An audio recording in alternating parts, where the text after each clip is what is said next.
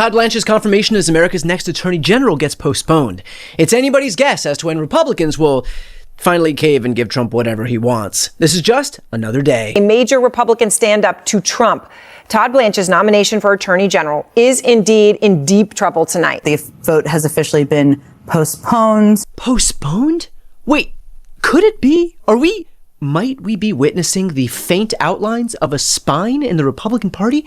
Please, do tell. There was supposed to be a meeting taking place this morning at 10:30 a.m. between Senator John Cornyn, the Republican from Texas, a key member of the Senate Judiciary Committee, and acting Attorney General Todd Blanch. John Cornyn for days has said that he wants to reopen that settlement to kill the anti-weaponization fund on paper once and for all, and to also narrow the scope of the audit immunity given to President Trump and some folks around him. John Cornyn yesterday said that it wouldn't happen unless Todd Blanch arrived to his office with paper in hand, ready to handle this thing once and for all. John Cornyn, a few minutes after 10:30, came out and told reporters that the meeting was no longer happening. Wow, classic Cornyn, putting his foot down, just like that hard-nosed Texan always has, since Donald Trump refused to endorse him and he got his ass kicked in the re-election campaign.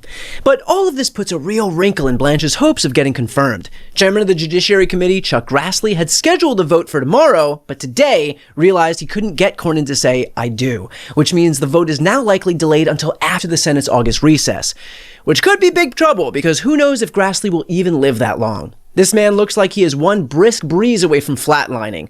But let's hear from Big John himself. We've made clear from the outset that we expected some written proposals to modify the release that was signed in the tax dispute with President Trump and his organization. For some reason, I don't know whether it's the staff of the DOJ or who it is, but they simply, they know what they need to do, but they simply refuse to do it. Yes, who could it be? If only there was some clue, some sign, just the tiniest morsel of evidence pointing us in the direction of who could possibly be behind this obstinance from the DOJ. But alas, it remains a mystery. And as long as Blanch refuses to hand over that written document, John Cornyn is standing strong. You've been incredibly clear with what you would like Todd Blanch to do. What do you think? I don't know. I've been using English. And you've been incredibly clear for days now. What do you think the holdup is here? Beats me.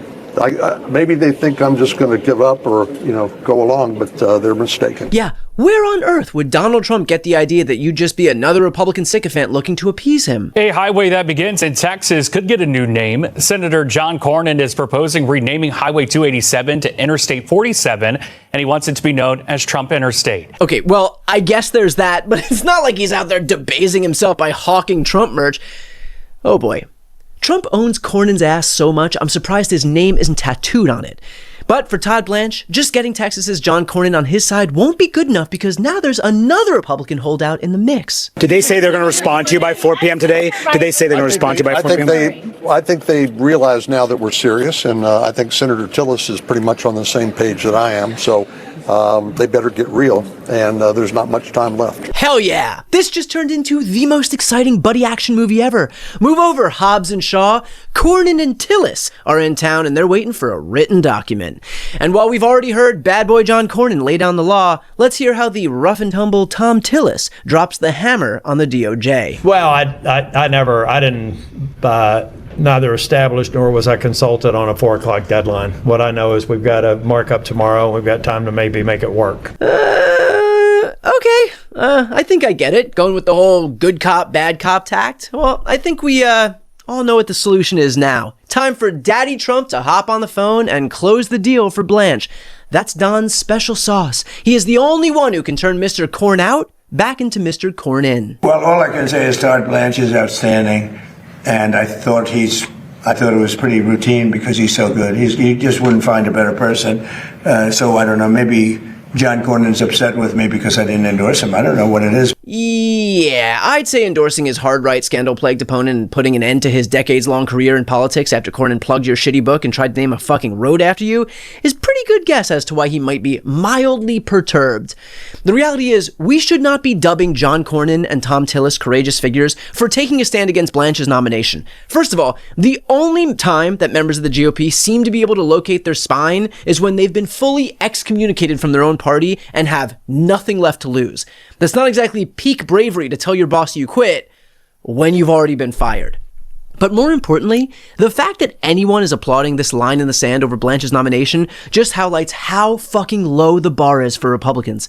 Donald Trump tried to shake down the Treasury for $10 billion, and then, with the help of his former personal criminal defense attorney, deigned to settle that suit with a mere $1.8 billion anti-weaponization fund because he believes these victims deserve compensation.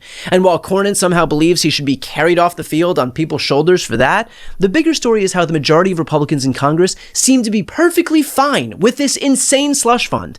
You know, the same way they'd be totally fine with a Democrat in the White House creating a multi-billion-dollar fund to compensate anybody targeted as a result of their involvement with the NAACP, ACLU, or Planned Parenthood. Obviously. But of course, they're fine with it because it feeds into this narrative that they and their insurrectionist fans are the victims. And playing victim is all the GOP knows how to do. Republicans didn't lose the election in 2020. They were victims of election fraud. They weren't being kept safe during the pandemic. They were victims of Anthony Fauci's pro-mask regime. And when comedians called out the blatant corruption that we're all witnessing in real time, Republicans are the victims of media bias. But the great irony is, while the GOP claims to be victims and almost unanimously supports Todd Blanch's nomination, there are literal victims being ignored by him. The meeting was very condescending. It was a lot of talking in circles. It was a lot of arguing semantics and not a lot of actually getting to the core points. We went in with quite a few points that we needed answers to. We needed answers to why Ghislaine Maxwell was moved. We needed answers to why investigative leads haven't been followed or even brought, Comer's office just made 2 referrals. Why aren't we following those referrals that came from your own party? And basically we walked away with absolutely no answers, and it felt like a very no-win situation. Maybe that is reason enough that this man shouldn't be confirmed as our nation's top law enforcement official. But hey, what do I know? I'm just a dude who thinks pedophilia is bad. Surely Todd Blanch and Donald Trump have some very serious and profound reason that they're continuing to run cover for those very people. The truth is that Todd Blanch doesn't care about Epstein's victims any more than he cares about enforcing the law, and every single Republican knows that. You just wouldn't find a better person. Okay, almost every person.